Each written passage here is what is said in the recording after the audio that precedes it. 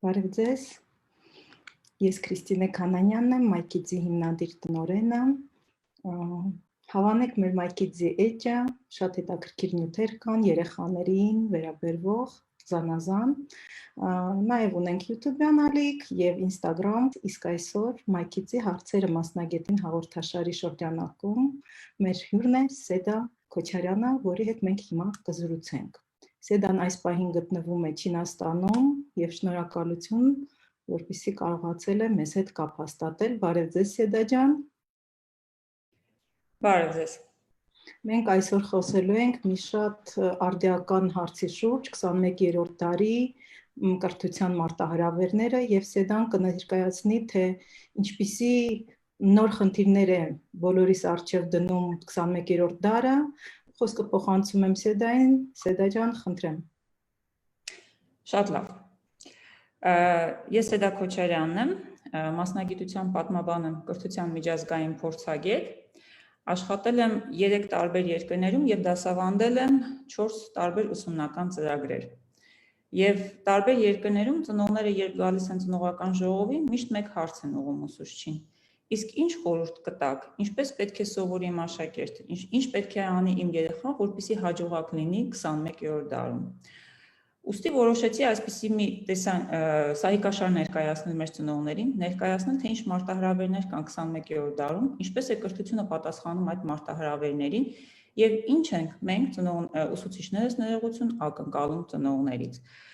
Ես կներկայացնեմ այն մարտահրավերները, որոնք գործում են 21-րդ դարում, միջազգային կազմակերպությունների, մասնավորապես ՄԱԿ-ի կողմից տրված լուծումներ այդ մարտահրավերներին, այնուհետև սիրով կպատասխանեմ այն հարցերին, որոնք կծագեն մեր ծնողների մոտ։ Շատ լավ։ Այսպիսով այսօրվա մեր թեման է 21-րդ դարի կրթական մարտահրավերները։ Ես որոշել եմ մի օգնական ընտրել ինձ, խոսքը Վարդանիկի մասին է, ով այսօր հանդես կգա աշակերտի դերում, կամ յուրաքանչյուր ծնող կարող է Վարդանիկի օրինակը վերագրել իր երեխային, կլինի աղջիկ թե տղա, դա էական չէ, որպեսզի ավելի պարզ և հասանելի լինի այն, ինչ ուզում եմ փոխանցել ծնողներին։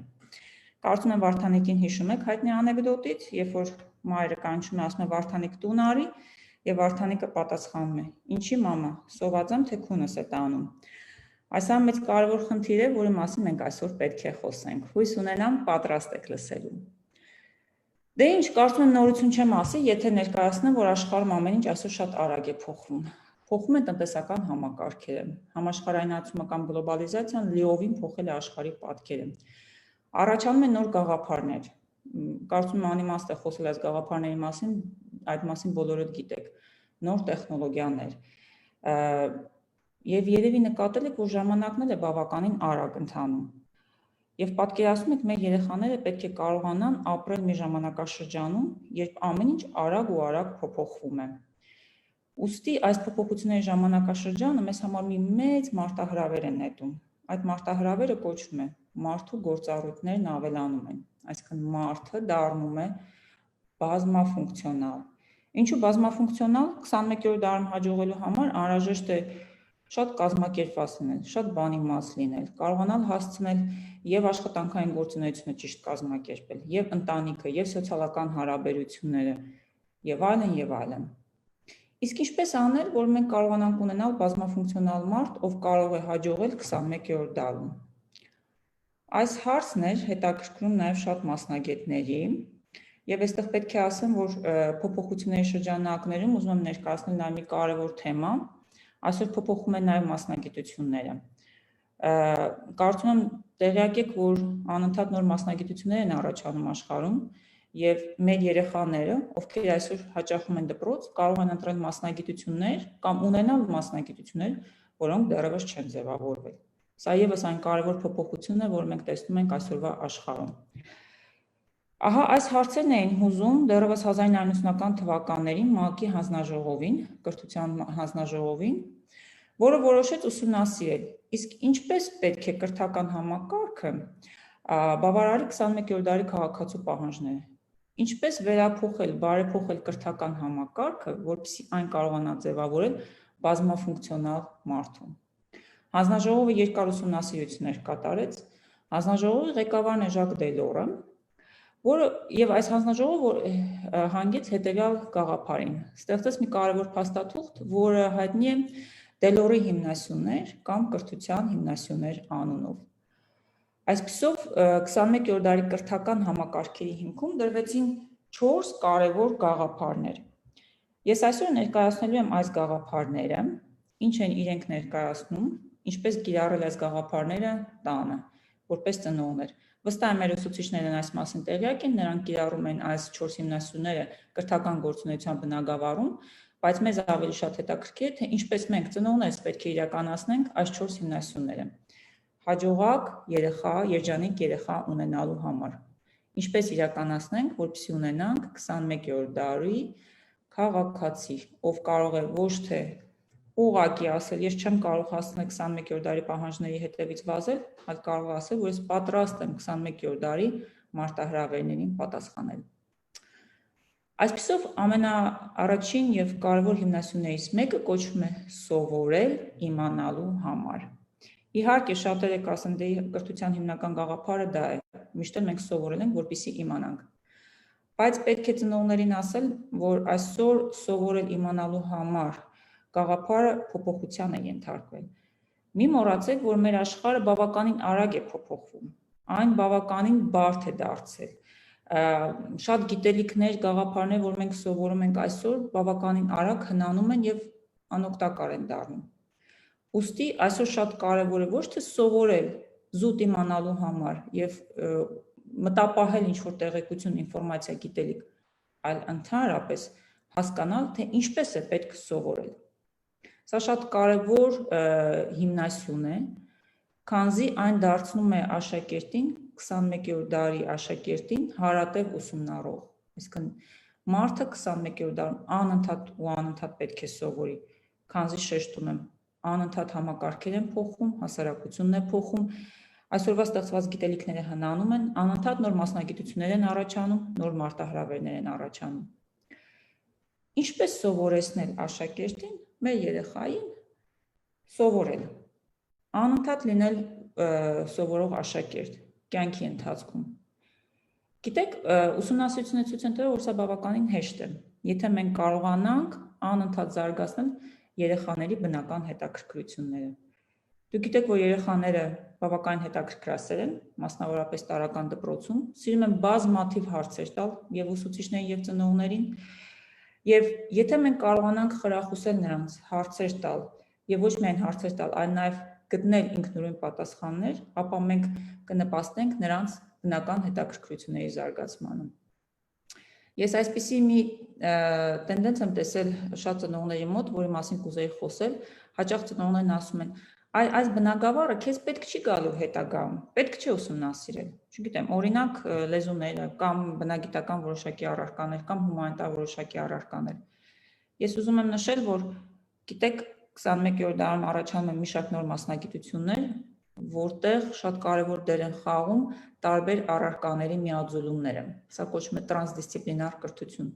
Եվ դուք այսօր չեք կարող ասել, թե ձեր երեխային որ առարկաներն են պետք լինելու, երբ նա ընտրի իր նոր մասնագիտությունը։ Ուստի նրան փորձելով 20-րդ դարի կամ 21-րդ դարի սկզբի ինչ-որ բանաձևերով ուղղորդել, որ գիտես այսօր օրինակ ենթադրենք IT բնագավառի մասնագետներն են լավ աշխատավարձ ստանում, արի դու մտածի ավելի շատ ծրագրավորման մասին, կամ չգիտեմ, այսօր տնտեսական բնագավառի մասնագետներն են լավ աշխատավարձ ստանում, մտածի այս ուղղության մասին, ճիշտ կլինի ձեր երեխաներին ուղղորդեք, ինչ հետաքրքրություններ ունես։ Եվ եթե նա կարողանա իր բնական հետաքրքրությունները զարգացնել, դառնալ հարատև ուսումնառող, վստահ եմ կդառնա նաև բավականին բանիմաց մասնագետ, ով կկարողանա, ինչպես ծնողներն են ակնկալում, եւ լավ աշխատավարձ ստանալ եւ լինել երջանիկ։ Այ որ դուք ասում եք բնականon հետաքրքրությունը զարգացնել, այ ինչպես ծնողը դա անի, որովհետեւ գիտեք, որ հիմա ծնողները շատ զբաղված են լինում եւ շատ ժամանակ չեն կարողանում տրամադրել երեխաներին, այ եթե դպրոցական է երեխան կարող է ասել գնա փնտրի Google-ում կամ չգիտեմ, ինչ որ նման մի պատասխան տա։ Իսկ եթե դեռ կարդալ չգիտի, ինչպես վարվի։ Գիտեք, շատ լավ հարց է։ Այսօր համացանցը լի է շատ հետաքրքիր ուսուցողական տեսանյութերով։ Եվ եթե մեկ-երկու անգամ ուղղակի սովորեցնեն երեխաներին, անգամ եթե նրանք դպրոց չեն հաճախում, կան հատուկ էջեր, էլեկտրոնային էջեր, վեբ էջեր, որոնք նախատեսված են երեխաների համար, որտեղ երեխան կարող է ինքնուրույն, մեկ-երկու անգամ ծնողը կարող է ցույց տալ, այնուհետև երեխան նկարների միջոցով հենց Google-ը ունի, կարող է կողմնորոշվել։ Ենթադրենք, եթե իրեն հետաքրքրում է կենդանական աշխարհի որոշակի ներկայացուցիչներ, ապա կարող է ենթադրենք կետերի մասին ինչ-որ հետաքրքիր տեսանյութ կամ մուլտֆիլմ գտնել։ Պետք է ուղղակի կարողանանք ուղղորդել մեր երեխաներին, գտնել տեղեկությունը, ինֆորմացիան։ Ես հասկանում եմ, որ ծնողները իհարկե բավականին զբաղված են, բայց առաջին քայլերը, հասկանում ենք, որ պետք է որոշակի առումով նրանց օգնել եւ ուղղորդել։ Երկրորդ կարևոր խորհուրդը, որ կարող եմ տալ, փորձեք տանը ունենալ հարուստ գրականություն։ Այսօր անգամ հայերենով գեղեցիկ նկարներով հարուստ գրականություն կա։ Եթե երեխան ձեզ հարցեր է ուղղում բնության վերաբերյալ, չգիտեմ, արհեստական բանականության վերաբերյալ կամ այլ երևույթների վերաբերյալ, որ իրեն հետաքրքիր է, փորձեք թեկուզ մեկ գիրք գնել, որտեղ կլինեն բազմազան նկարներ։ Այսինքն տեսողական ապարատ աշխատեցնելու միջոցով կարող ենք նաև խրախուսել, որ երեխան դառնա հետաքրքրասեր ուսումնասիրող։ Այնուհետև արդեն կարելի է իհարկե Google-ի այդ էլեկտրոնային էջերի միջոցով, որի մասին խոսեցի, խրախուսել, որ ինքը ինքնուրույն գտնի։ Սա գուցե մեկ այլ ուրիշ թեմա է, թե ինչպես կարելի է Google-ի միջոցով գտնել նկարների միջոցով հետաքրքիր տեսանյութեր եւ երեխաներն ինքնուրույն դա կարող են ինքնուրույն անել։ Մյուս կարևոր շատ հմտությունը, որի մասին ուզում եի խոսել, կամ այս հիմնասյան մյուս կարևոր կետը, որը ցանկալի է, որ նաև ծնողները զարգացնեն իրենց երեխաների մոտ, դա հարցեր տալու փոխարեն նաև ինքնուրույն այդ հարցերին պատասխաններ գտնելն է։ Մի այսպիսի սովորություն կա ծնողների մոտ, երբ երեխաները հարցեր են տալիս, ծնողները միանգամից շտապում են պատասխաններ տալ։ Իսկ երբևէ հարցել եք, իսկ դու ինչ ես կարծում, իսկ որտեղից կարող ես գտնել այդ հարցի պատասխանը, իսկ քո կարծիքը որն է։ Փորձեք երեխաների այդ հետաքրքրությունը, հետաքրքրասիրությունը զարգացնել։ Միանգամից հարցին մի պատասխանեք։ Սա ևս շատ կարևոր է։ Եվ երրորդ կարևոր կետը, որի մասին կուզեի խոսել, այ վստահ եմ, որ շատ հաճախ ծնողներին հարց են տալիս երեխաները եւ ծնողներն ասում, չգիտեմ, կարող ես գնալ, չգիտեմ, ուսուցչին հարցնել կամ մեկ ուրիշին հարցնել, երբ որ երեխան հարցեր է տալիս, փորձեք այդ հարցը, նրա տված հարցը կապել իրական կյանքի հետ։ Եթե երեխան հարց է տալիս, ենթադրենք ընտանեկան հարաբերությունների մասին, կամ չգիտեմ, մասնավորապես կարծում տարրական դպրոցի երեխաները կարող են շատ հարցեր տալ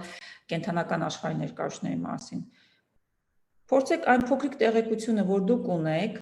կամ եթե հնարավորություն ունեք նրան տանել, չգիտեմ, կենդանաբանական այգի, կամ հնարավորություն տալ, որպեսզի նա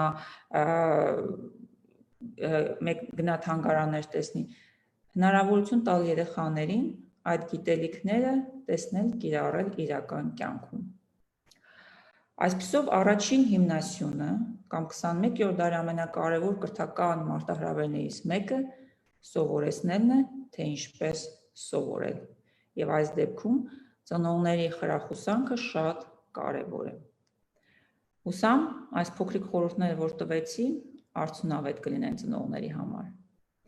Այժմ խոսեմ երկրորդ հիմնասյան մասին, կամ կարող ենք ասել երկրորդ մարտահրավերի մասին, որի պատասխանն է սովորել կիրառելու համար։ Մեր երեխաները պետք է սովորեն, որպեսզի կարողանան կիրառել։ Եվ կիրառելու լավագույն տարբերակը հմտությունների կամ կարողունակությունների զարգացումն է։ Ինչ է նշանակում հմտություն, Եթե ես կարող եմ որոշակի գործողություն անել արդեն, ինչպես երեխաներն են ասում, աշկերտս փակ, կամ չեմ վախենում այդ գործողությունն անել, ապա դա դարձել է իմ մոտ հմտություն։ Ես օրինակ կարող եմ շատ լավ կարդալ։ Ես համակարգչային գիտելիքներ ունեմ, կարող եմ համակարգչից օգտվել։ Սա արդեն հմտություն է։ 21-րդ դարում շատ ուսումնասիրողներ առանձնացնում են մասնավորապես 21 հմտություններ։ Այս 21 հմտություններից կեսը գրեթե կարելի է զարգացնել դպրոցական տարիքում։ Մնացած հմտությունները դրանք զարգանում են արդեն բուհում եւ աշխատանքի վայրում։ Երբ որ պատրաստում են սահիկաշարը, որոշեցի ստուգել, թե մեր օրերում որոնք են համարում ամենակարևոր հմտությունները, կա արդյոք որոշակի դասակարգում։ Եվ գիտեք, տեսա, որ Համաշխարհային տնտեսական ֆորումը դասակարգել է 2020 թվականի ամենակարևոր հմտությունները։ Այսինքն սա համաշխարհային տնտեսական կառույցն է, որը մեր երեխաների համար նաև պետք է ստեղծի աշխատատեղեր, եւ նրանք առանձնացնել են մի շարք կարևոր հմտություններ։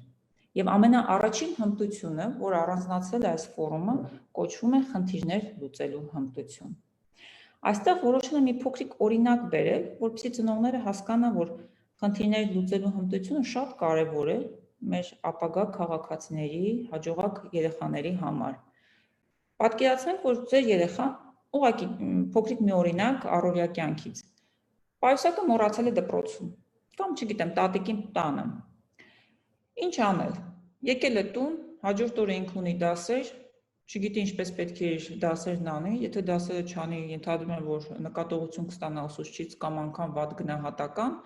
եւ ծնողներին ասում է, գիտեք, պայուսակս մոռացել եմ դպրոցում կամ տատիկի տանը, տնային աշխատանքներն անել չեմ կարող։ Փոխարենը ծնողները անմիջապես լուծումը գտնելու փոխարեն պետք է առաջարկեն իրենց երեխային, իսկ դու ինչ կարող ես անել այս հարցը լուծել։ Այսինքն խնդրի լուծումը թողնել երեխային, տեսնել որքանով կարող է երեխան կիրառել իր վերլուծական մտածողությունը, չգիտեմ, քննադատական մտածողությունը, որպեսզի հասկանա, թե ինչպես լուծի այդ խնդիրը։ Մեկ անգամ, երկու անգամ, երեք անգամ տարբեր իրավիճակներում այս խնդիրները լուծելուց հետո մեր երեխաները դառնում են ինքնուրույն կայացած քաղաքացիներ, կայացած անձիկ, ովքեր առաջինից խնդրի բախվելու դեպքում ոչ թե ընկրկում են, այլ հասկանում են, որ եթե կա խնդիր, կա նաև լուծում, եւ իրենք գիտեն ինչպես կարող է այդ լուծումը գտնել։ Դա ջան, 21 այո, կարծում եմ շատ ծնողներ կարող են ասեն, վայ, իմ երեխան չի կարող դա անել եւ այլն։ Ինչ քայլեր իրենց առաջարկենք, որպեսզի իրենք անմիջապես ինքնուրույն իրենք ծնողները չլուծեն այդ խնդիրները, այլ ընդհանրենք ժամանակ տանք երեխային կամ ինչ մեթոդ առաջարկենք, որ երեխան ինքը լուծի խնդիրը, ոչ թե ծնողը դա անի։ Իհարկե, եթե հենց առաջին անգամ երեխային ասենք ինքը խնդիրը լուծի եւ ներկայացնենք, որ սա խնդիր է, որ ինքը պետք է լուծի հմտությունը զարգացնելու համար, շատ երեխաներ կասեն չեն կարող։ Սա ժամանակ է պահանջում, բայց այստեղ ծնողը կարող է ուղղակի ուղղորդող հարցերի միջոցով աշակերտին ճիշտ ուղին ցույց տալ։ Նորից հետ վերադառնամ այն օրինակին, որ բերել էի, պայուսակը մոռանալու հետ կապված, որպեսզի ծնողներին հասկանալի լինի։ Փոխարեն ասելու, գիտես, կարող ես զանգել ընկերներից հետ ճշտել տնային աշխատանքը, կամ կարող ես համացանցից, եթե կա էլեկտրոնային մատյան, ճշտես տնային աշխատանքը, աշակերտին երեխային կարելի է հարցնել։ Իսկ ինչ ես կարծում, որտեղից կարող ենք իմանալ, թե ինչ տնային աշխատանք է հանձնարարված։ Իսկ ինչ ես կարծում, քեզ ով կարող է օգնել։ Վստահ եմ, մեր երեխաները բավականին սրամիտ են, բավականին բանիմաց եւ կարող են ուղղորդող հարցերի միջոցով միանգամից հասկանալ։ Օ, երևի Աշոտը կիմանա ինչ տնային էր հանձնարարված։ Սպասի զանգեմ Աշոտին։ Հա, երևի գիտեք, մամա ջան, էլեկտրոնային մատյան ունենք։ Այ ես գիտեմ, որ մեր ուսուցիչը տնային աշխատանքներն էլեկտրոնային մատյանի մեջ է տեղադրում։ Կարող եմ բացել եւ ստուգել։ Այսինքն լուծումները կարող են լինել տարբեր, բայց ամենակարևոր պայմանը՝ երբեք մի տվեք պատրաստի պատասխաներ ձեր երեխաներին։ Թույլ տվեք, որպեսզի նրանք կարողանան հանգել այդ պատասխաններին։ Փորձեք ուղղակի ուղղորդել որոշակի հարցերի միջոցով։ Կարծում եմ փորձեցի այո պատասխանել եւ այստեղ եւս մի քանի այսպիսի հմտություններ եմ ներկայացրել, որոնք շատ կարեւոր են 21-րդ դարում, դա քննադատական մտածողությունն է։ Այլ ցանկալի է, որպեսզի մեր ծնողները անընդհատ իրենց աշակերտներին, երեխաներին հարցնեն. Ինչու ես այդպես կարծում։ Ինչու շատ կարևոր հարց է։ Թույլ տվեք մեր երեխաներին, որպեսզի նրանք մտածեն։ Եղանակները փոխում են տարվա։ Չգիտեմ, տեղի ունենում համաշխարհայնացման գործընթաց։ Հարցերը կարող են տարբեր լինել երեխաների։ Մի տվեք պատասխաններ։ Միանգամից հարցեք. իսկ դու ինչու ես այդպես կարծում։ Այս ինչու հարցը շատ կարևոր է քննադատական մտածողության զարգացման համար, որը կարող է խրախուսել երեխային, որ երեխան նորից սկսի իր հետազոտությունը, որ հասկանա, թե որտեղից գտնի պատասխաններ։ Շատ կարևոր հմտություն է նաև ստեղծագործական մտածողությունը, որի մասին կուզեի խոսել։ Մենք հաճախ ցանկանում ենք, ուզում ենք տեսնել, որ մեր երեխաները մտածում են այնպես, ինչպես, չգիտեմ, իրենց դասարանի մյուս գերազանցիկ աշակերտները կամ մեր հարևանի երեխաներն, ովքեր հաջողակ են իրենց կյանքում։ Պետք է ասեմ, որ սխալ ենք մտածում։ Ոչ մի երեխա, վստահ եմ, ծնողները սա կփաստեն, նման չէ մեկ ուրիշին, անգամ եթե մեկ տան մեջ կան երկուսից ավելի երեխաներ, կարող եք համեմատել, յուրաքանչյուր երեխա ունի հետաքրքիր ստեղծագործական մտածողություն։ Մի սպասեք ձեր երեխաներից ստանդարտ պատասխաններ։ Թույլ տվեք, որ երբեմն պատասխանները լինեն այդ ստանդարտներից դուրս։ Գուցե սա նպաստի, որ աշակերտը ձեռք բերի նոր հետաքրքրություններ, աշակերտը դառնա ստեղծագործող անձնավորություն իր կյանքի ընթացքում։ Եվ մյուս կարևոր հմտությունը, որի մասին կուզեի խոսել, դա համագործակցությունն է։ Գիտեք, այսօր շատ գործատուներ փաստում են, որ ունենք աշխատողներ, ովքեր չգիտեն ինչ է համագործակցությունը։ Սակայն լավագույն առաջարկները, աշխատանքային լուծումները գալիս են համագործակցության արդյունքում։ Սովորեցեք երեխաներին համագործակցել։ Ինչպես դա կարելի է տանը անել, եթե ունեք տանը մեկից ավելի երեխաներ, փորձեք թույլ տալ, որ նրանք օգնեն իրենց քույրերին, եղբայրներին տնային աշխատանքները կատարել։ Սովորեցեք, որ դու կարող ես օգնել, քանի դեռ դու սովորեցնում ես քո եղբայրը կրտսեր, դու ինքդ հմտություն ես ձեռք բերում, համագործակցային հմտություն։ Կամ եթե կան որոշակի խնդիրներ, որտեղ, չգիտեմ, տանը երեխան պետք է օգնի տնային որոշակի աշխատանքներ կատարելու գործում, սովորեցեք, որ եթե դու օգնում ես մայրիկին կամ հայրիկին, դա եւս համագործակցություն է, դու ձեռք ես բերում կարևոր հմտություններ։ Սա երկրորդ հիմնասյունն էր, որը կոչվում էր հմտություններ, եւ ես փորձեցի փոքրիկ օրինակների միջոցով ներկայացնել, թե ինչպես կարելի է այդ հմտությունները զարգացնել նաեւ տանը, ծնողների կողմից։ Իհարկե շեշտեմ, որ հմտությունները շատ են, բայց մի քանի օրինակները կարծում եմ բավական են, որպեսզի մեր ծնողները հասկանային, թե որն է երկրորդ կարևոր մարտահրավերը։ Սեդակյան, դուք ասացիք 21 կա, 21-ից 20-ը նշեցինք հիմնական, իսկ մյուսը կարելի է թռուցիկ մի քանիսն էլ նշել։ Իհարկե կարող եմ նշել, այստեղ դրանք առանձնացում են 3-4 այսպես մեծ խմբերով, կոչվում են ուսումնառության հմտություններ, դա կարող է լինել վերլուծական մտքի զարգացումը, հաղորդակցման հմտությունների զարգացումը, կա օրինակ թվային գրագիտության հմտություններ կամ տեխնոլոգիական հմտություններ, սա արդեն համացանցից օգտվելն է, մեդիա աղբյուրներից օգտվելու հմտություններն են, դա կարող է լինել նաև վիճակագրական որոշակի տվյալների ընթերցումը, կան կյանքի եւ մասնագիտության հմտություններ, դրանք օրինակ ինչպես է մարդը այ համագործակցություն դիտարկում է կյանքի եւ մասնագիտության հմտություն, այսինքն ինչպես է երեխան աշակերտը համագործակցում կամ կարողանում սոցիալիզացվել որոշակի միջավայրում կամ ինչպես է կարողանում ադապտացվել եւ այլն եւ այլն։ Ես ուղղակի նշեցի 4-ը, սովորաբար 4-ից 5 կարևոր այսպիսի հմտություններ կան, որոնք մենք կարող ենք զարգացնել դպրոցում, դպրոցական տարիքում։ Մնացած հմտությունները սովորաբար արդեն ձևավորվում են բուհական համակարգում, ինչու՞ չէ նաև կյանքի ընթացքում դպրոցից դուրս եւ նաև աշխատանքային միջավայրում։ Փորձեմ ներկայացնել արդեն մյուս կարևոր հիմնասյունը, որը կոչվում է սովորել լինելու համար, լինել կայացած անհատ, ինչ է սա նշանակում։ Մենք ցանկանում ենք, որ մեր երեխան ոչ միայն լինի հաջողակ բիզնեսմեն, բավականին լավ գումար վաստակի, այլ նաև կայանա որպես անհատ, մտավոր, բարոյական, մշակութային եւ ֆիզիկական հարթություններում։ Կարծում եմ, մենք հայերս այդպիսի անհատին մարդուն կոչում ենք մեծատառով մարդ դառնա, Իսկ ինչ անենք, որ մեր երեխաները մեծատառող մարդ դառնան, իսկ ես կհավելեմ նաև լինեն երջանիկ։ Այստեղ եւս կան շատ կարևոր արժե համակարգեր, որոնք մենք պետք է ձևավորենք մեր երեխաների մոտ։ Կրկին շեշտեմ, որ 21-րդ դարում կրթական բազմաթիվ միջազգային կազմակերպությունների կողմից առանձնացվել են մի քանի կարևոր արժեհամակարգեր։ Ես ուղղակի օրինակի համար ընտրել եմ մի քանիսը։ Եթե ծնողներին հետաքրքիր, ապա նրանք կարող են ուսումնասիրել եւ տեսնել, թե ինչ արժեհամակարգեր են կարևորվում 21-րդ դարում, որ արժեհամակարգերն են ձևավորում մեր հայերիս ասած մեծատառով մարդ հասկացությունը կամ մեծատառով մարդուն։ Առաջին եւ ամենակարևոր արժեհամակարգը դա ինքնուրույնությունն է։ Կրթական համակարգերում այսօր շատ են կարևորում ինքնուրույն աշակերտի ձևավորումը։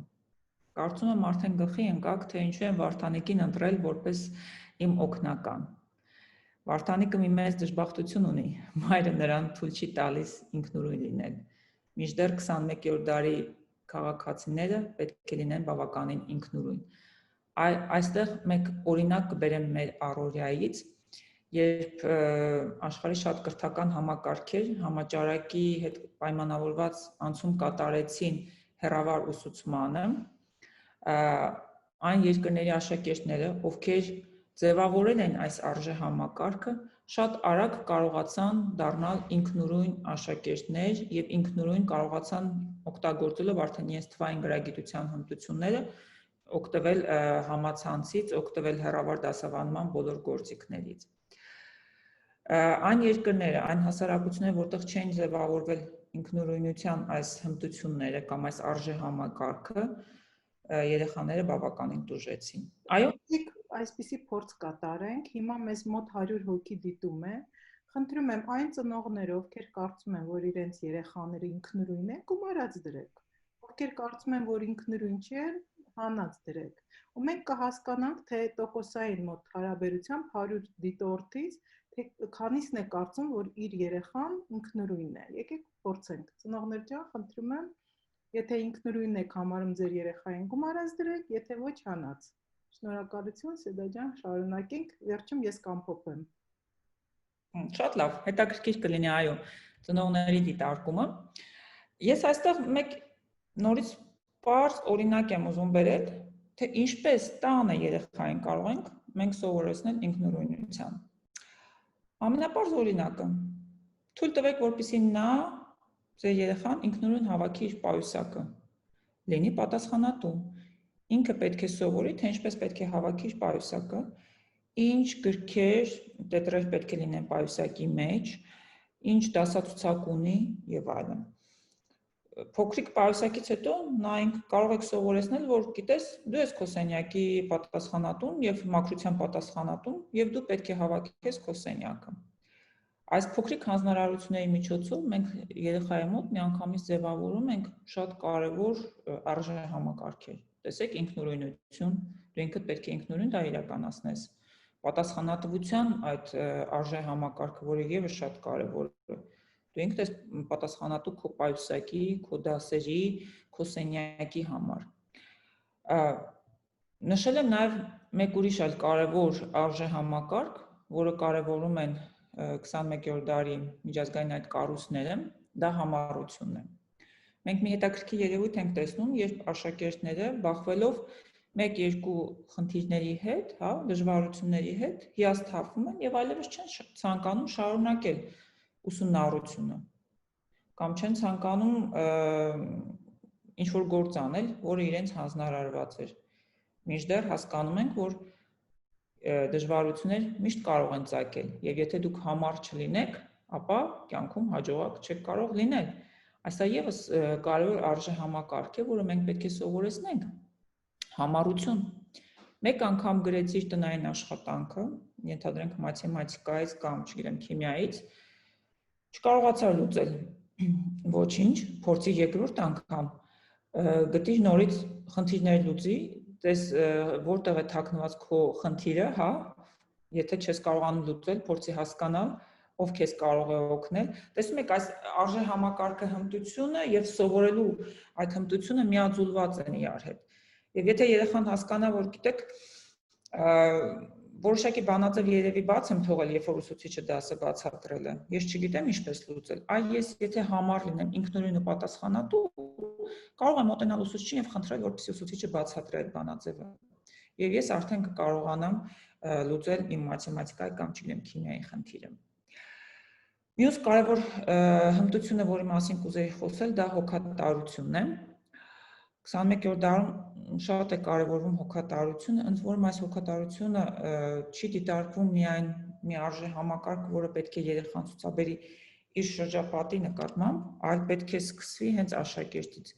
Աշակերտը պետք է հոգատար լինի սեփական անձի նկատմամբ։ Տարրական օրինակ, եթե երեխաները զբաղված են ակադեմիական կրթությամբ, հա,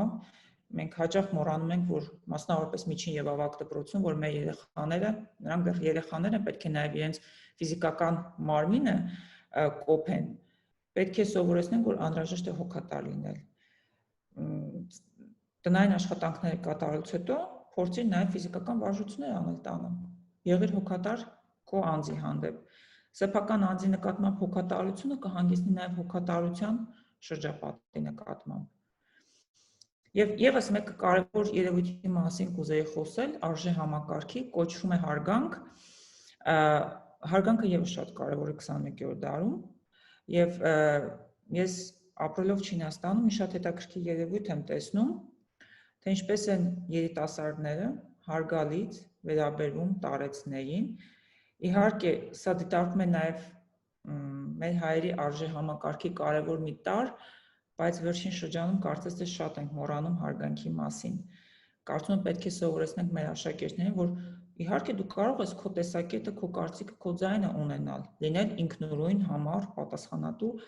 բայց նաև պետք է ունենաս հարգալից վերաբերմունք քո շրջապատի մեծերի նկատմամբ։ Շատ լավ։ Քրիստինե ջան, ես պատրաստ եմ անցնել 4-րդ կետին։ Լսենք պատասխաններով։ Այո։ Մենք 24-ը արդեն 25-ը 3-ի դիմաց, 25 ծնող կարծում է, որ իրենց երեխաները ինքնուրույն են, 3-ը կարծում են, որ այնքան էլ ինքնուրույն չեն։ Ես մի քիչ կուզենայի պարզաբանենք, ինքնուրույն ասելով մենք ի նկատի ունենք, որ երեխան ինքն է լուծում ծագած խնդիրները, թե ենթադրենք շատ ծնողներ կարծում են, որ եթե երեխան գնում է ինքնուրույն խանութից ինչ-որ բան է գնում բերում, ուրեմն նա ինքնուրույնն է։ Մի քիչ ավելի մանրամասն կարող ենք կանգ առնել ինչ է ինքնուրույնությունը ձեր պատկերացմամբ ու մեկ էլ պատասխանատվությանը թռուցիկ անդրադարձանք, եթե կարելի է պատասխանատվության մասին մի երկու խոսք ավել։ Շատ լավ։ Այո, ինքնուրույնությունը այստեղ նկատի ունենք ոչ թե այն գործողությունները, որոնք ծնողներն են ասել աշակերտին անել եւ աշակերտը ինքնուրույն անում է, ենթադրենք խանութից գնումներ կատարել կամ դպրոցի ճանապարհը գիտի աշակերտը, երեխան ամեն օր գալիս է, այլ ինքնուրույնությունը այն գործողությունները, որ աշակերտից են գալիս, հա, աշակերտն այս գործողությունների սկիզբը հանդիսանում։ Դա ջաները խնդրում խոսենք ընդհանուր երեխաների մասին, որովհետև նախադպրոցական երեխաների ինքնուրույնությունն է շատ կարևոր, այդ տարիքից է այդ ամենը զարգանում։ Ինքնուրույնություն, այ որ ասում ենք, օրինակ այստեղ մենք մեկնաբանություն ունենք Անահիտ Առաքելյանից, ասում է, ես առաջին դասարանում ունեմ 27 աշակերտ եւ ընդամենը 10-ն են ինքնուրույն։ Հիմա տեսեք, ուսուցչի մոտեցումը այլ է ինքնուրույնության, ծնողի պատկերացումը այլ է։ Ձեր կարծիքը ինքնուրույնության վերաբերյալ։ Շատ լավ հարց է եւ շատ լավ դիտարկում է ուսուցչի կողմից։ Այո, ըստ էության արդեն 3-ից 4 տարեկան երեխաների մոտ, կարող եմ ասել դա սեփական փորձից, անհրաժեշտ է ձևավորել այս արժե համակարգը։ Յուրաքանչյուր գործողություն, որ երեխան անում է, թույլ տվեք, որպեսզի երեխան կարողանա ինքնուրույն անել։ Նորից կփորձեմ օրինակ բերել, տարբեր օրինակներ։ Եվ նաև այստեղ Քրիստինե ջան շատ հետաքրքիր մի դեպք հիշեցի առօրյայից, որի մասին կուզեմ կներկայացնեմ։ Օրինակ, երեխան խաղաց, խաղալիքները թափեց գետին։ Ով է հավաքում։ Գիտեք, ընդամենը մեկ այս երևույթով ես կարող եմ հասկանալ երեխան ինքնուրույն է թե չէ։ Շատ հաճախ տեսնում եմ, որ թափված խաղալիքները հավաքում են ծնողները։ Եվ երեխան ինքնուրույն չէ, չի գիտակցում, որ ինքը ունի պատասխանատվություն այստեղ եւ պետք է իր խաղացած խաղալիքները թափելուց հետո հավաքի։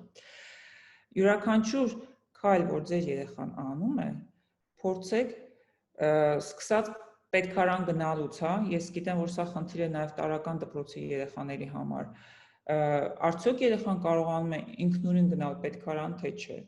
Արդյոք երեխան կարողանում է ինքնուրույն ընտրություն կատարել, ինչ է ցանկանում ուտել, թե միայն դա ծնողների ցանկությամբ է տեղի ունենում, հա, եթե սեղանի ենթադրենք հնարավորություն կա ընտրություն կատարելու։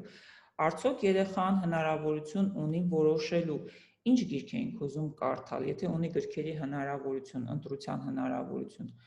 Արդյոք երեխան ինքնուրույն հնարավորություն ունի որոշելու, թե ում հետ է ուզում խաղալ, ովքեր են իր ընկերները լինելու։ Իհարկե ես հասկանում եմ սրանք բավականին այսպես կարող եք ասել, գիտեք, շատ դեպքերում եթե այս տարիքում երեխային տանք ինքնուրույնություն, երեխան շատ հարցերում լավը վատից չի տարբերում, չի կարող հասկանալ եւ հաճախ կարող է ընտրել ոչ այն գրքերը, որ անհրաժեշտ է, ոչ այն ուտելիքը, որ անհրաժեշտ է,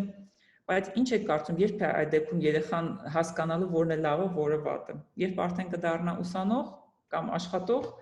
երբ արդեն բավականին ուշ կլինի, որ ինքը կյանքի փորձը ձեռք բերի։ Ես այստեղ մի հետաքրքիր դեպք հիշեցի, կարծում եմ տեղին կլինի։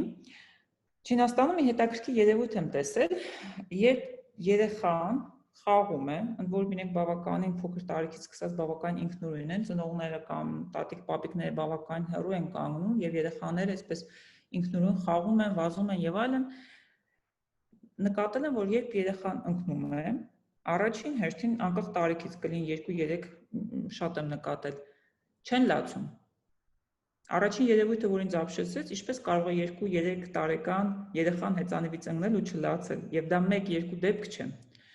Լավ, ոչինչ որ չեն լացում, քաջ են ձեր։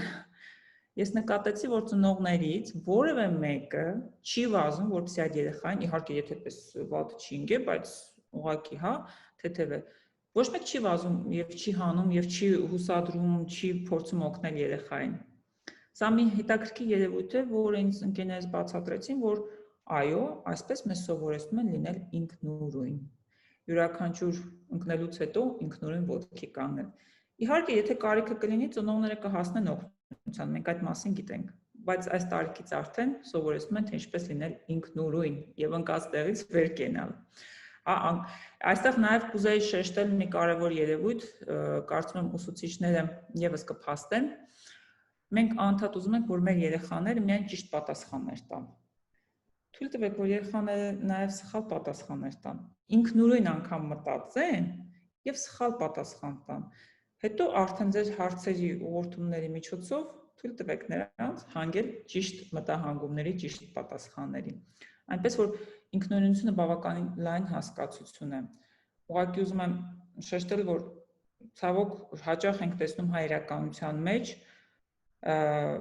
աշակերտներ, ուսանողներ, ովքեր ինքնուրույն չեն։ Եթե դուք ինքնուրույն չեք, ես այստեղ պիտի նաև շատ այսպիսի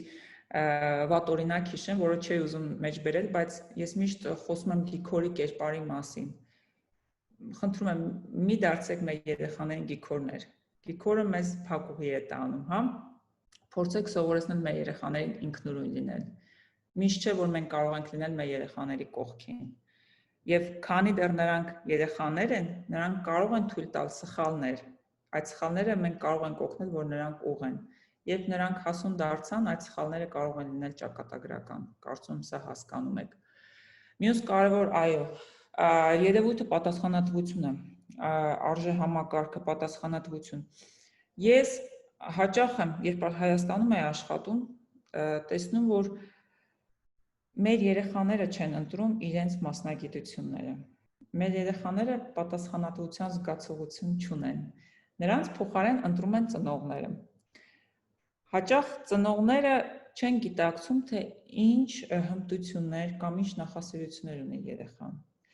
Եվ ծնողների ընտրությունը, հա, այս պատասխանատվության դեռ պակասը, որ ունի աշակերտը եւ ամեն ինչ վերցնում են ծնողներն իրենց ուսին, հանգեցնում է նրան, որ երեխաները երջանիկ չեն լինում։ Թույլ տվեք մեր երեխաներին հասկանալ, ընտրել եւ իրենց մասնագիտությունները, կրել սեփական պատասխանատվությունը։ Փորձեք թույլ տալ, որ նրանք այդ ինքնուրույնությունը եւ պատասխանատվությունը իրար հետ բավական այսպես փոխկապակցված են։ Պատասխանատու լինեն, իրենք հասկանան, ինչ են ցանկանում։ Ձևավորեք այն կարևոր արժեհամակարգը, որը կնպաստի, հա, մեծատառող մարդու ձևավորմանը։ Եթե դուք ամբողջ կյանքը կրեք նրա պատասխանատվությունը, վերցնեք նրանց ինքնուրույնությունը եւ նրա փոխարեն որոշեք, նա չի կարողանա կայանա։ Այստեղ կուզեի մի դիտարկում անել պատասխանատվության հետ կապված կրկին արձիական։ Ինձ միշտ ծնողները հարցնում են, ընդ որում հարցնում են, որ երկրում եմ, որ աշխատել եմ։ Այդ դուք ուսուցիչ եք, ինչ մասնագիտություն խորհուրդ կտաք, որ իմ երեխան ունենա եւ լինի հաջողակ։ Ես միշտ պատասխանում եմ, որ գիտեք, ձեր երեխաները այսօր սովորում են դպրոցում եւ նրանք կարող են ընտրել մասնագիտություններ կամ ունենալ մասնագիտություններ, որոնք դեռևս չեն ստեղծվել։ Եվ ես այդպիսի դեպքեր ունեցել եմ, երբ որ տարիներ հետո աշակերտները հետ են եկել եւ ասել են, գիտեք, ես այս մասնագիտությունն եմ, հիշում եմ նանոտեխնոլոգիաների բնագավառում, որ այսօր բոլորին ծանոթ է, բայց երբ ինձ ասացին նանոտեխնոլոգիաներ, ես գաղափար չունեի դա ինչ է։ Բայց դա մասնագիտություն է, որը ձևավորվել էր վերջին տարիների ընթացքում, երբ այդ աշակերտներ սովորում դեռ դպրոցում։ Եվ քանի որ աշակերտը պատասխանատու էր, ինքնուրույն էր, ծնողները խրախուսել են նրա մոտ բնական հետաքրքրությունների ձևավորումը,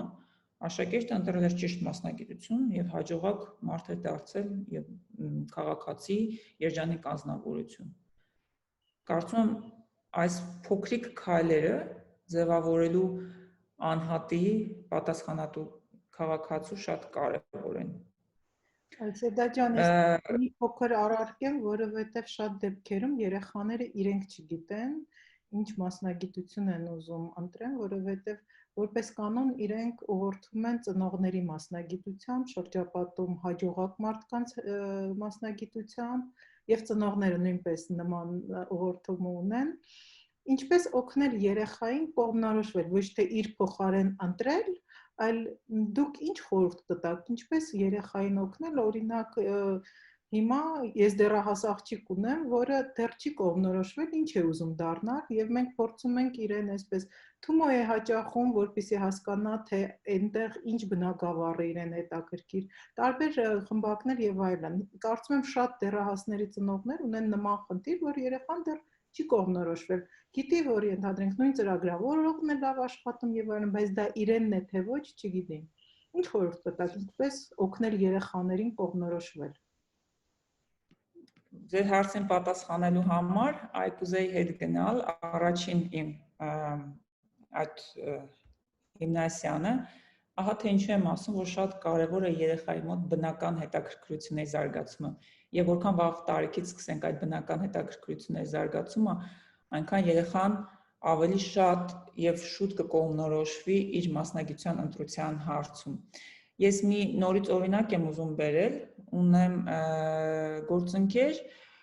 ում տղան եւս առաջիկան պատրաստում է դիմել բուհ եւ երկար ժամանակ չէր կողմնորոշում ինչ մասնագիտություն ընտրել, նորից փորձում էր կողմնորոշվել տարածված մոդելով, այս մասնագետներն են այժմ բարձր աշխատավարձ ստանում, բայց դա չի նշանակում, որ երբ որ ինքը ավարտի բուհը ինքը եւս կարող է բարձր աշխատավարձ ստանալ, քանզի այդ ժամանակ գուցե այդ մասնագիտություններն արդեն այդպիսի մեծ պահանջարկ չունենան, կարծում եմ ծնողները բավականին այդպիսի օրինակներ ունեն, եւ երբ այդ գործընկերուս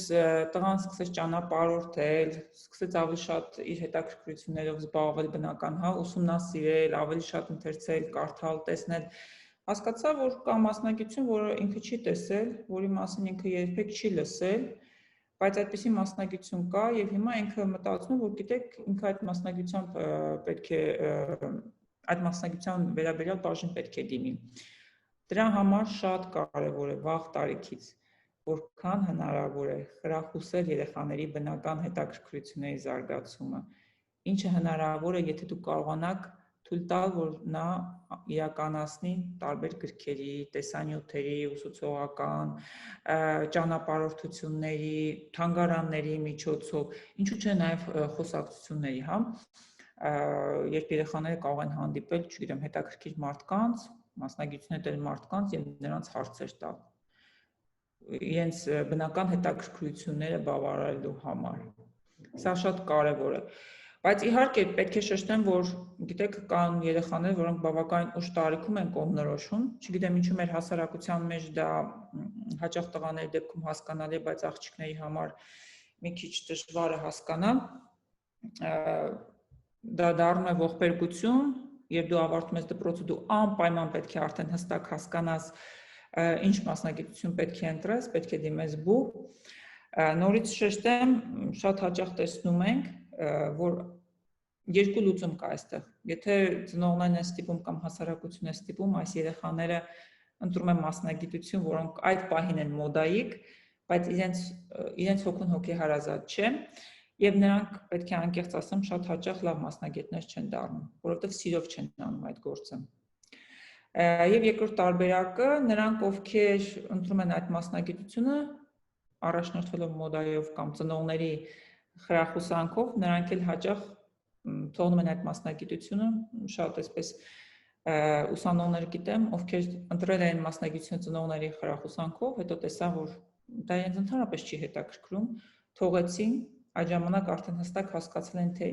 ինչ մասնագիտություն են ուզում ձեռք բերել, դիմեցին այդ մասնագիտություններին, այդ ֆակուլտետներին։ Լավ, կարծում եմ Ես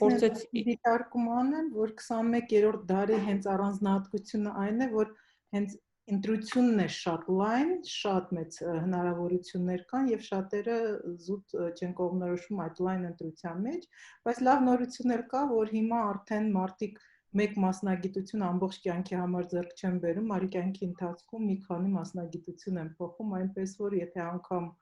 ինչ որ մի պահ է գալիս, որ երեխան արդեն չի ուզում, արդեն դեռահաս է, հետո մեծ հասակում ընտրած մասնագիտությունը իրեն դուր չի գալիս, հիմա արդեն շատ հեշտ մարդիկ փոխում են բացարձակ այլ մասնագիտություն են ձեռք բերում, այնպես որ սա լավ նորություն է։ Շարունակենք, Սեդա ջան։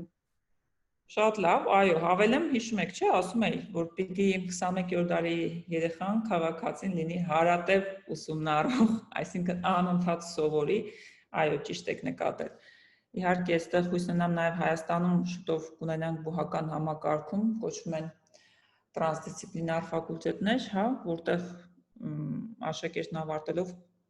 մեկ մասնագիտություն չէ, բայց մի քանի ուղղություններով կարող է աշխատել, սա եւս լուծում է։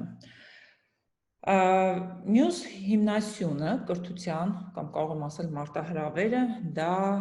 սովորելն է համակեցության համար։ Ինչ է սա նշանակում։ Մենք ապրում ենք մեծ աշխարհում, պետք է նշեմ, որ գլոբալիզացիան, համաշխարհայնացումը չի շրջանցել նաև Հայաստանը եւ կան երևույթներ, որոնք մեզ գուցե հոգեհարազատ չեն, բայց մենք ապրում ենք մեծ աշխարհում, հա, մենք չենք կարող բացառել եւ ասել, որ չէ, կան տեսակետներ, կարծիքներ, որոնց հետ ես համաձայն չեմ, պետք է կոնֆլիկտի գնամ, եւ հաճախ ես տեսնում եմ, որ մենք ունենք երեխաներ, ովքեր երբ Հայաստանից դուրս են գալիս, բավական շատ կոնֆլիկտներ են ունենում, քանի որ մենք իրենց չենք սովորեցել մի կարևոր արժե համակարգ, որը կոչվում է ապրել համակեցության համար, համակեցության մեջ եւ ներդաշնակ։ Այսինքն հարգել եւ հասկանալ նաեւ ուրիշի տեսակետները։ Իհարկե համամիտ եմ այդ տեսակետը միշտ չէ, որ կարող է ճիշտ լինել, բայց ընտրություն ըստ էության 21-րդ դարում քիչ ունենք։ Մեզ համար կարևոր է լինել եւ ապրել ներդաշնակ հասարակության մեջ։ Այստեղ մեկ օրինակ ունեմ մեր երեխաների համար, հաճախ տեսնում ենք երեխաները գալիս են եւ տանը կարող եք նկատել եւ, չգիտեմ, խաղահրապարակներում ուսուցիչները կարող են նկատել, սկսում են վիճել։ Մեր երեխաները, չգիտես ինչու, սովորել են, որ կա մեկ ճշմարտություն, մեկ բացարձակ ճշմարտություն։ Օրինակ, Պողոսը սիրում է մեկ ֆուտբոլային ակումբ, ենթադրենք Վարդանը սիրում է մեկ ուրիշ ֆուտբոլային ակումբ։ Եվ երկուսն էլ վիճում են, կոնֆլիկտի են գնում։ Պողոսի համար իր ֆուտբոլային ակումբն է կարևոր, Պետրոսի կամ Վարդանի համար իր ֆուտբոլային ակումբը։ Մենք չենք սովորեցել, որ գիտեք, երկուստ էլ ինքնուրույն մարդիկ եք, հա, եւ երկուստ էլ ձեր նախասիրություններն ունեք, ձեր ճաշակն ունեք, ձեր հետաքրքրությունները։ Շատ նորմալ է, որ Պետրոսի համար մի ֆուտբոլային ակումբը լինի շատ կարևոր, ամենալավը աշխարհում, իսկ Վարդանի համար մեկ ուրիշ ֆուտբոլային ակումբը։ Սա չպետք է տանի որևէ կոնֆլիկտի, մենք պետք է սիրենք ու հարգենք մեկս մյուսից տեսակետները։ Սա շատ կարևոր հիմնասյուն է, որը կարծում եմ պետք է սովորեցնենք մեր աշակերտներին, որ չկա մեկ բացարձակ ճշմարտություն այս մեծ աշխարհում, եւ մենք պետք է կարողանանք հարգել նաև ուրիշների տեսակետները։ Այլ կուզեի նաև մեկ ուրիշ օրինակ բերել, հաճախ երեխաները գալիս են եւ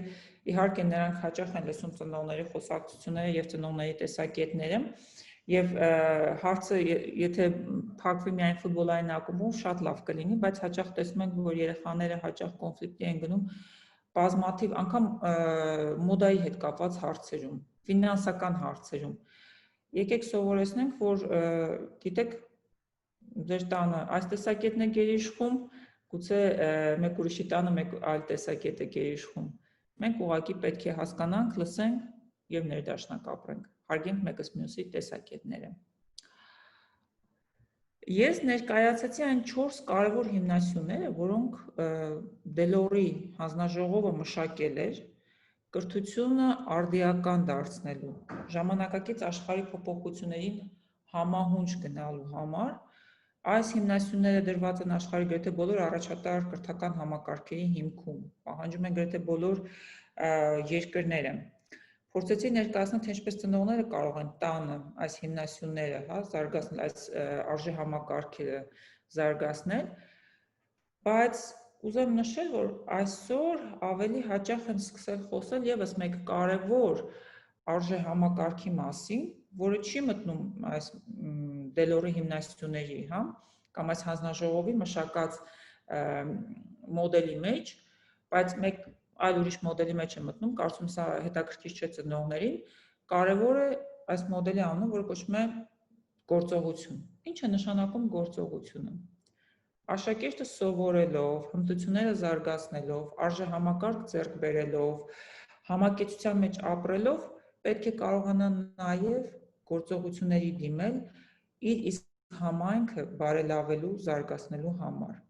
Իհարկե կարող ենք մտածել, թե ինչ կարող է անել մեր երեխան, բայց փոքր տարիքից սկսած մեր երեխաները իսկապես կարող են փոխել համայնքը։ Նրանք սովորում են դառնալ ակտիվ քաղաքացիներ։ Ինչպես իրենց իսկ ձեռք բերած հմտությունները, գիտելիքները, արժե համակարգը կիրառելով առօրյա կյանքում։ Այստեղ մեկ պարզ օրինակ կարող եմ բերել, անգամ պարտեզում է հնարավոր իրականացնել, եթե մենք երեխաներին կոչ ենք անում, որ պետք է լինեն հոգատար օրինակ բնության հանդեպ, եւ շաբաթը մեկ անգամ սովորեցնում ենք, որ մանկապարտեզի ծառերը, ծաղիկները, բուսական այդ աշխարհի ջրելու գործը դուք եք անում, որպեսզի հոգատար լինեք, ապա մեր երեխաները, տեսեք, փոքրիկ մի գործողության միջոցով կարողանում են նպաստել իրենց պարտեզի, դպրոցի, կանաչապատ տարածքի բարելավմանը, այսինքն բարեփոխել իրենց համայնքը։ Կամ եթե մենք սովորեցնում ենք մեր երեխաներին, որ անհրաժեշտ է հոգատար լինել կամ պատասխանատվություն կրել սեփական արարքների համար, եւ երբ որ քայլում ես փողոցով, պետք չէ ձեռքիդ եղած աղբը նետել գետնին, այստեղ աղբամաններ կան, պետք է նետել աղբամանի մեջ, կարծում եմ յուրաքանչյուր ծնող սա կարող է սովորեցնել, չթողնել միայն դպրոցի հույսին։ Ապա մենք ունենում ենք ավելի մաքուր քաղաք, մաքուր բնակավայր, այսինքն մեր երեխան կիրառելով իր ուսումնառության հիմնասյունները, իր գիտելիքները, արժե համակարգը, փոխում է իր իսկ գործողության միջոցով համայնքը, ընդ որում փոխում է այդ համայնքը այն ավելի զարգացած դարձնելու համար։ Եվ երբ որ փոխում է համայնքը, աշակերտն էլ է երջանիկ լինում։ Կարծում եմ սրանք այն կարևոր մարտահրավերներն են, որոնք ծառացած են կամ մենք ունենք 21-րդ դարում եւ որը իհարկե դրված է կրթական համակարգերի ուսերին, բայց ծնողները, ովքեր եւս հանդիսանում են կրթության բնագավառի կարևոր բաղադրիչը, պետք է տեղյակ լինեն եւ կիրառեն։ Կարծում եմ ես ներկայացրեցի փոքրիկ օրինակների միջոցով այս կարևոր արժե համակարգերը, փոփոխությունները, հիմա պատրաստ եմ պատասխանել հարցերին, Քրիստինե ջան։ Սեդա ջան, որպես այդպիսին հարցեր այս պահին չկան, ընդհանուր շատ բոլորը ուրախ են ձեզ տեսնել, ձեզ նորից լսել, շատ ջերմ խոսքեր են հնչում ձեր հասցեին։ Կարծում եմ, եթե լինեն հարցեր, կարող ենք հետագայում պատասխանենք գրավոր, այս պահին ոչ մի այդպես հարց չկա։ Մի դիտարկում եւս ունեմ, որ դուք ասացիք օրինակ աղթապել եւ այլն, այս պարագայում շատ կարեւոր է ծնողի սեփական օրինակը եւ կարծում եմ ծնողները իրենց երեխայի համար ամենակարևոր դերակատարն են ցանկացած հարցում եւ իրենց օրինակով սեփական ամեն ինչ ցույց են տալի երեխաներին, ինչ էլ իրենք խոսեն, եթե հանկարծ իրենք սկսեն աղբնետել ոչ աղբամանի մեջ, երեխան միևնույն է վարվելու այնպես, ինչպես ծնողները։ Կարող են անգամ դրա մասին խոսել ժամերով։ Ես փոքրիկ մանկավարժական գաղտնիք բացեմ, այսպիսի մի տեսություն կա, մենք սովորեցնում ենք ոչ թե աշակերտներին, այլ նրանց ծնողներին։ Այո, եթե մեր ծնողները իսկապես ուզում են, որ իրենց երեխաները երջանիկ լինեն, հաջողակ կարողանան լինել 21-րդ դարի լիարժեք քաղաքացիներ, կարծում եմ պետք է գիտակցեն սա։ Իրենք են լավագույն օրինակը իրենց երեխաների համար։ Եվ եթե չի բացառում, որ ծնողը գուցե չգիտի ինչպես ճիշտ գործողություն կատարել կամ որն է ճիշտ արժեհամակարգը, թերևս ճիշտ կլինի լսել ձեր երեխաներին։ Կարծում եմ նրանք դպրոցից, ուսուցչից, կրթական համակարգից վատ օրինակներ չեն բերի։ Այո, այստեղ հարց ունենք, Սահի Կաշարը կարող ենք հրապարակենք։ Այո, կարող եմ տրամադրել, կարող եք տեղադրել, խնդիր չեմ տեսնում, ընդ որում Սահի Կաշարի վերջում կա այն Դելորի հիմնասյուների եւ ընդհանրապես տեղեկություն, որտեղից վերցել եմ հղումները, կարող եք օգտվել նաեւ այդ հղումներից ինֆորմացիան գտնելու համար։ Եվս մի հարց ունենք, հարցնում են ձեր կարծիքով ինչ ուղղությամբ արժե տանել կրթության բարեփոխումները Հայաստանում։ Արմինն է, Հայրապետյանն է հարցնում։ Շատ հետաքրքիր հարց է։ Կրթության բարեփոխումները կարծում եմ ուսուցիչները, ուղղությունը ուսուցիչները չպիտի ընտրեն, այլ պետությունը։ Պետությունը պետք է որոշի, թե որ ուղղությամբ ենք մենք առաջնորդվելու։ Մեզ պետք են, չգիտեմ, սոցիալական, տնտեսական ինչպիսի համակարգ է, դա պետության որոշումն է, բայց կարող եմ հետևյալն ասել, որ ուղղությամբ էլ որ պետությունը շարունակի իր կրթության վերաբերյալ բարեփոխումները, բոլորի հիմքում դրվելու են Դելորի հիմնասյուները։ Իսկ Դելորի հիմնասյուները դրանք համամարտկային արժեքներ են կրում, որոնք որևէ մեկին, որևէ հասարակության, պետության, ազգի վտանգ չեն ներկայացնում, քանզի դրանք համամարտկային արժեքներ կրող հիմնասյուներ են, եւ ցանկալի է, որ իսկապես բոլորը կիրառեն, ցանկալի ու պարտադիր է։ Ինչպես տեսակ, համակողմանի լիարժեք մարդու դաստիարակման համար շատ կարևոր են այս հիմնասյուները։ Իդեպ մենք ուղղակի ուզում եմ շեշտել, որ մի մոռացեք, մենք անցում ենք կատարում գիտելիքի դարից դեպի կոչվում է թվային դար, ինֆորմացիոն դար կամ 4-րդ արդյունաբերական հեղափոխություն, էական չէ ինչ անուն կգրի նոր այս հասարակությունը, բայց գիտելիքը այլևս առանցքային չէ, որովհետև այսպիսի մի օրինակ, եթե ես գիտելիքի կարիք ունեմ եւ մի քիչ էլ հմտություններ ունեմ թվային, ես կարող եմ այդ գիտելիքը փնտրել եւ գտնել համացանցում։ Google-ը կամ մնացած որոնողական ցանցերն ինձանից լավ կարող են այդ գիտելիքը պահել։ Մեզ համար կարևոր է մնացած արժեհամակարգը եւ հետո նոր գիտելիքը։ Մելսիդա Կիկոյանն է հարցնում, հարգելի Սեդա, կուզենամ լսել ձեր կարծիքը հետևյալի մասին։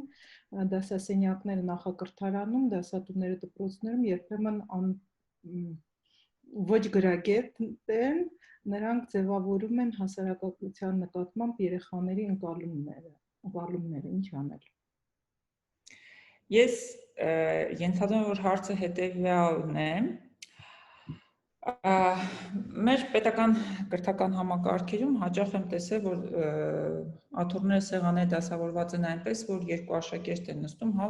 հիշում եք նաև մեր կրթական համակարգը, երկու աշակերտ կողք կողքի եւ բոլորը նայում են դեպի ուսուցիչը։ Այսօր հաճախ գրականության մեջ լսում ենք այն տեսակետը, որ նման սեղանների աթոռների դասավորվածություն տանում է ամբողջատիրական տոտալիտար ռեժիմների ձևավորման, երբ ուսուցիչն է համարվում, հա, դասի տերն ու տնօրենը, աշակերտները հպատակ լսում են։ Իհարկե ցանկալի է դրան ուշադրություն դարձնել եւ փոխել, որովհետեւ 21-րդ դարի կարևոր կրթական փոփոխություններից մեկը համագործակցային ուսումնառությունն է։ Եվ շատ է կարևորում, որ աշակերտները սկսեն համագործակցել իրենց ուսումնառության ընթացքում, իսկ ուսուցիչը չդիտարկվի դասի տերն ու տնօրենը, այլ աշակերտներին ուղղություն ցույց տվողը։ Ուղղակի պարզ օրինակ, իհարկե հիմա կարծում չեք կարող անել համաճարակի պայմաններում, երբ համաճարակն ավարտվի ցանկալի է դա իրականացնել, հաճախ փոխեք ձեր դասարանի սեղանների վարորդների դասավորվածությունը։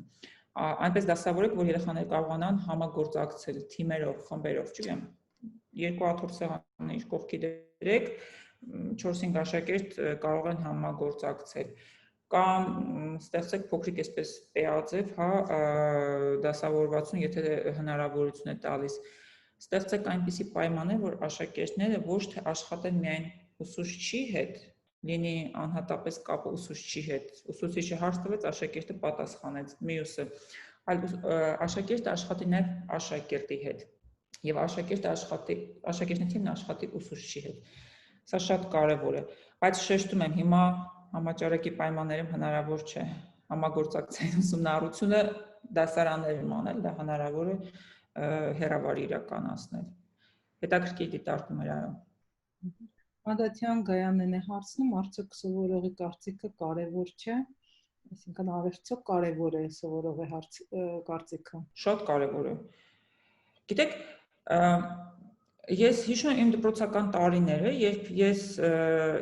որպես աշակերտ իմ օրինակը բերեմ, ինչ-որ մի բան էի ասում ուսուցչիս, որը կարդացել է ինչ-որ մի տեղ, ոչ թե դասագրքում, եւ հաճախ այդ կարծիքը գուցե դասագրքում չկար, կամ ուսուցիչը տեղյակ չէ, եւ ուսուցիչն ասում էր՝ դու սխալ ես։ Աշակերտի կարծիքը շատ կարևոր է։ Եթե մենք փորձում ենք զարգացնել երեխաների քննադատական մտածելակերպը, վերլուծական մտածելակերպը, եւ ուզում ենք ունենալ ժողովրդավարական հասարակություն,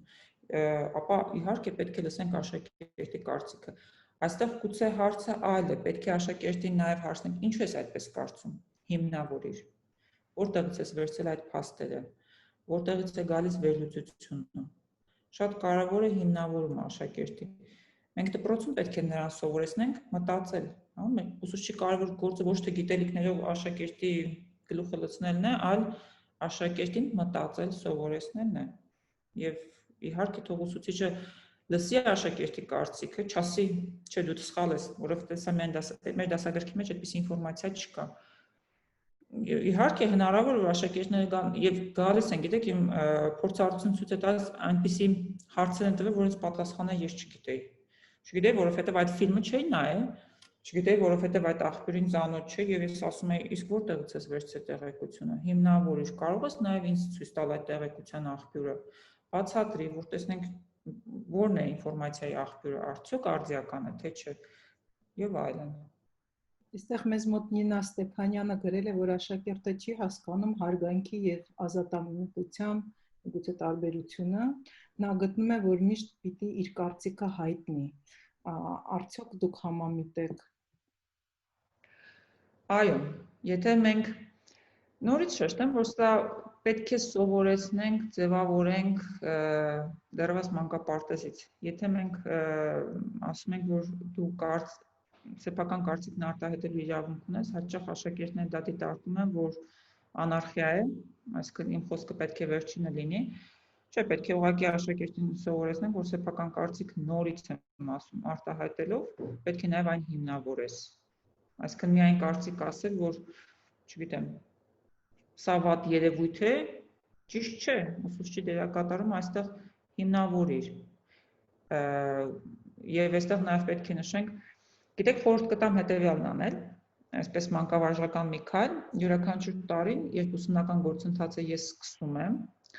սկսում եմ համընդհանուր համաձայնությամբ հաստատող ստեղծելուց։ Ինչ է սա իրենից ներկայացնում, յուրաքանչյուր դասից առաջ աշակերտների հետ քննարկում ենք, առաջի դասը մեր կազմակերպչական դասն է։ Ինչպես ենք մենք վարվում դասի ընթացքում, ամբողջ ուսումնական տարվա ընթացքում։ Լսում ենք մեկս մյուսի կարծիքը, խոսում ենք ձեռք բարձրացնելով, հարգալից ենք, մեկս մյուսին չենք վիրավորում։ Սա շատ կարևոր գործ է, որ պետք է յուրաքանչյուր ուսուցիչն անի։ Տարվա սկզբից արդեն սահմանեք ձեր աշխատանքային ոճը, աշխատաձևը ձեր իսկ աշակերտների հետ։ Այդ փաստաթուղթը մի քանի կետերով գրելուց հետո գրում եմ աշակերտների հետ, ես չեմ գրում, հա։ Իհարկե ես եմ ուղղորդում, որ այսպես պետք է լինի եւ այլն եւ այլն։ Փակցնում ենք պատում։ Եվ յուրաքանչյուր անգամ, երբ որ որևէ աշակերտ խախտում է այդ փաստաթղթի որևէ կետը, ես հիշեցնում եմ, որ տեսեք, մենք եկել ենք համընդհանուր համաձայնության։ Եվ Վարդանը կամ չգիտեմ, Պողոսը իրավունք չունի այդ համաձայնությունը խախտելու։ Նորից գնում ենք համակեցության գաղափարին, հա։ Այո, կարող ես արտահայտել, բայց դա եւս պետք է լինի իր չափի ձևի մեջ եւ հիմնավորված ամենակարևորը։ Շատ բարի։ Նաիրա Նահապետյանը հարց է գրել, ինչ եք կարծում 21-րդ դարի նախադպրոցի երեխան կարող է սովորել օտար լեզու, լեզուներն ինչքանով կօգնեն կամ կխանգարեն նրան։ Մենք ծնողի դիտարկենք, որովհետև հասկանում եմ արդեն շեղվեցինք ուսուցչի դերակատարությանը, եկեք ծնողի տեսակետից դիտարկենք։ Անկեղծ կարող եմ ասել, այո, կարող են սովորել։ Եվ լավագույն տարբերակը այստեղ լեզվական այդ միջավայր ստեղծելն է։ Ինչ է նշանակում լեզվական միջավայր, եթե դուք երեխաներին անդադ ցույց տաք, չգիտեմ, մուլտֆիլմեր, անգլերենով կամ ռուսերենով կամ չգիտեմ որ լեզուն եք ուզում զարգացնել, եւ դա պարբերաբար արվի, ապա այո, երեխան կարող է շատ արագ ու հեշտ սովորել լեզու, անգամ առանց ուսուցչի օգնության։ Շատ կարևոր է լեզվական միջավայրը։ Այստեղ հարցն ուրիշ է։ Եթե իմ անձնական տեսակետը հարցնեք, ես չեմ չարչարել եւ չեմ չարչարելու իմ երեխային լեզուներ սովորելու։ Երբ կարիքը կզգացվի, նա ինքնուրույն դա կարող է անել։ 3 տարեկան երեխային իմաստ ունի չարչարեք, թող դեռևս իր սեփական լեզուն սովորի, հետո հույս ունենա, որ կունենա բավական լավ, հա, դպրոցական կրթական համակարգ, որտեղ ստեղծված կլինի այն կրթական լեզվական միջավայրը, որ ինքը կարողանա լեզուն զարգացնել։ Մի տենդենսիա կա, այս մասն էլ ասեմ, ծնողները մտածում են, որ եթե երեխան սկսի լեզուներ սովորել մանկապարտեզից, ապա ավելի հեշտ ու արագ կսովորի, հա, եւ լավ լեզվի կրող կլինի։ Պետք է ասեմ, որ սա սխալ է։ Ընդամենը 2-3 տարին բավարար է, մասնավորապես երեխաների համար, ել չեմ ասում մեծերին ավելի երկար ժամանակ է պետք, որպեսզի նրանք շատ լավ սովորեն լեզու։ Ուստի մի չարչարեք նախակրթարանի երեխաներին։ Կամ եթե ուղղակի փորձում եք ինչ-որ լեզուներ սովորեցնեք, մուլտֆիլմեր ցույց տվեք նրան այդ լեզվով։ Շատ բարի։ Սեդա ջան, կարծում եմ արդեն ավարտենք։ Մի հատ կցանկանայի ամփոփեինք, նորից ներկայացնենք 4 հիմնասյուները, բայց նաև ներառենք 5-րդը, որը դուք ձեր կողմից ավելացրել եք, ու այսպես ամփոփենք մեր այսօրվա հաղորդումը։ Շատ լավ, իհարկե կհիշեցնեմ եւ կներկայացնեմ 5 հիմնասյուներն արդեն։ Առաջինը խոսեցինք բնական հետաքրքրությունների զարգացման հետ կապված, առաջին հիմնասյունը կամ կրթական մարտահրավերը կոչվում է սովորել, այսպես ասեմ, հա։ Աշակերտները, մարդիկ պետք է ուղղակի հասկանան, որ 21-րդ դարը լի է գիտելիքներով, գիտելիքներն արագ են հնանում, եւ ստիպել մեր երեխաներին անգիրանել պետք չէ, այլ պետք է ուղղակի հասկանալ, ինչպես ենք սովորում։ Երկրորդ հիմնասյունը կոչվում է կիրառել, այսինքն այն ամենը, ինչ ձեռք ենք բերում, սովորում ենք կիրառել, հմտանալ ձեռք բերած գիտելիքների մեջ, ինչպես կիրառելով այդ ամբողջը, եւ այստեղ շեշտեցի, որ շատ կարեւոր է 21-րդ դարում խնդիրների լուծումը, նշեցի, որ ցանկալի է, որ դուք անգամ արհեստական փոքրիկ խնդիրներ ստեղծեք եւ թողնեք, որ ձեր երեխաները այդ խնդիրները լուծեն։ Տեսնեք ինչպես իրենք լուծումներ կգտնեն, ինչպես կկիրառեն իրենց գիտելիքներն արժեհամակարգ այդ լուծումները գտնելու համար։ Ցանկալի է, որ նրանք սխալվեն դպրոցական տարիքում եւ մանկապարտեզում, քան թե երբ որ արդեն հասուն են եւ սխալները ճակատագրական կլինեն։ Երրորդը խոսեցի սովորել լավ մարդ լինելու համար, հա, ըստ էության կայանալ արժեհամակարգի մասին եւ նշեցի, որ այստեղ շատ կարեւոր է ինքնուրույնությունը, պատասխանատվությունը աշակերտների, հոգատար վերաբերմունքը։ Նշեցի, որ եւս կարող եք այսպես արդեն նախադպրոցական տարիքի երեխաների մոտ ձևավորել ինքնուրույն հասու մարդու երեխայի քաղաքացու, այսպես ասեմ, արժե համակարգը, որովհետև 21-րդ դարում ինքնուրույնություն շատ ու շատ կարևոր է։ Չորրորդ հիմնասյունը դա համակեցությունն էր։ Մեր երեխաները, ընդհանրապես մենք բոլորս պետք է սովորենք, որ մենք ապրում ենք բարդ բազմաշերտ մի հասարակության մեջ եւ պետք է ունենանք հարգալից փոխըմբռնող վերաբերմունք եւ ընկալենք, որ ուրիշի տեսակետը եւս կարող է ճիշտ լինել, կամ եթե ուրիշի տեսակետը գոյություն ունի եւ ես իմ տեսակետը ունեմ, ապա դրա համար պետք է կոնֆլիկտի չգնալ, ներդաշնակ պետք է ապրել։ Բերեցի ֆուտբոլային ակումբի օրինակը, երբ երկու երեխաներ տարբեր ֆուտբոլային ակումբների այսպես համակիրներ են, հա, եւ կարող են վիճել դրա համար, առանց հասկանալու, որ երկուսն կարող են ճիշտ լինել։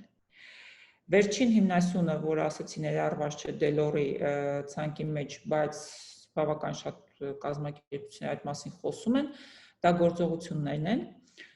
Թույլ տվեք, որ երեխաները իրենց գործողությունների միջոցով արդեն իսկ փոխեն իրենց համայնքը։ Այստեղ նշեցի, որ այն ամեն ինչ իրենք սովորում են դպրոցում, պետք է ցանկալի է, որ կիրառեն իրենց առօրյա կյանքում, ծնողների ուղղորդմամբ եւս։ Օրինակ նշեցի, որ պարտեզում կարելի է երեխաներին սովորեցնել, որ շաբաթը մեկ դուք պետք է պատասխանատվություն ունենաք եւ ջրեք մանկապարտեզի ծառերը, չգիտեմ, ծաղիկները։ Նույնը կարելի է տանը անել։ Ինչու՞ չէ, թույլ տվեք, որ տանը որոշակի պատասխանատվություն ունենա երեխան։ Որոշակի գործ, որ հենց երեխային է հանձնարարված եւ այդ գործն անելով երեխան հմտանում է իր այդ, չգիտեմ, հմտության մեջ, հա, գործողությունների մեջ։ Դա կարող է լինել անգամ խանութից անընդհատ առևտուր անելու գործը, եթե միջին դպրոցի երեխա է, որը կնպաստի նրա ֆինանսական հաշվարկների հմտության զարգացմանը կամ այդ գործողությանը։ Նաև խոսեցի, որ ծնողները ցանկալի է, որ օրինակ ծառայեն եւ ասացի, որ մանկավարժական գաղտնիք կա, մենք սովորեցնում ենք ոչ թե եւ դաստիարակում ենք աշակերտներին, այլ նրանց ծնողներին։ Խորհուրդ տվեցի, որ իսկապես օրինակ ծառայեք ձեր երեխաների համար։ Եթե երեխան ասում է, որ պետք է փողոցը ենթադրենք անցնել կանաչ լույսի տակ, ապա ցանկալի է, որ անցնեք կանաչ լույսի տակ, որովհետև դուք դաստիարակում եք ապագա քաղաքացուն, հա, որը եթե չսովորեց այս կարևոր արժե համակարգերը, հա, որովհետև իր ծնողները չգիտեն այդ մասին կամ չեն հասկանում կամ չեն ընկալում, ապա ինքը եւս դժբախտ կլինի։ Ցանկալի է, որ լսեք եւ գործողությունների միջոցով դուք ինքներդ եւս ձեր երեխաներին թույլ տաք փոխել համայնքը։ Եվ վերջում, գիտեք, կուզեի հավելել այսպիսի մի հետաքրքիր բազմաթիվ ուսումնասիրություններ են անցկացվել, թե լավ, ովքեր են 21-րդ դարում եւ ընդհանրապես ովքեր են իրենց կյանքում հաջողության հասնում տարբեր մասնագիտությունների բնագավառում եւ ընդհանրապես որպես մարդ, եւ այդ ուսումնասիրությունների զգալի մասը հանգում են հետեւյալ կարծիքին. ցանկալի է, որ մարդը ընդհանրապես իր կյանքում իր մասնագիտությունը, իր արժե համակարգերը ընտրի սիրով։ Եթե մի գործ սիրով եք անում, ապա ինչպես ասում են ուսումնասիրությունները եւ ինչպես ցույց են տալիս ուսումնասիրությունները, ապա դուք հաջողությամբ եք դա անում, հաջողում եք այդ բնագավառում։ Եթե դուք սիրում եք խոհարարություն, դարձեք Աստծուն խոհարար։ Եթե դուք սիրում եք, չգիտեմ, կարուձև անեք, դարձեք դերձակ, ով է ասել, որ նրանք էլ են վատ վարձատրվում։ Ընտրեք ձեր մասնագիտությունը սիրելով այն, ըստ ձեր բնական հետաքրքրությունը, եւ այդ դեպքում դուք կլինեք եւ երջանիկ, եւ հաջողակ։ Շատ շնորհակալություն, Սեդա ջան, շատ հետաքրքիր զրույց ստացվեց։ Մենք այստեղ մի քանի մեկնաբանություն ունենք, որին արդեն չենք հասցնում պատասխանել։ Ես ձեզ կխնդրեմ, որ եթե ժամանակ ունենաք, մտնեք կարճ, 1-2 պարզը, որ չեք կարող ծավալուն պատասխանել, 1-2 տողով պատասխանեք այդ հարցերին։ Շնորհակալություն, հիշեցնեմ, որ ձեզ հետ էր Մայքիձի հարցերը մասնագետին հաղորդաշարի մեր հյուրն էր Սեդա Քոչարյանը։ Հետևեք մեր եթերներին, եթե ունեք հարցեր կարող եք գրել գրավոր, իսկ այսօր այսքանը, շնորհակալություն, ցտեսություն։ Շնորհակալություն, ցտեսություն։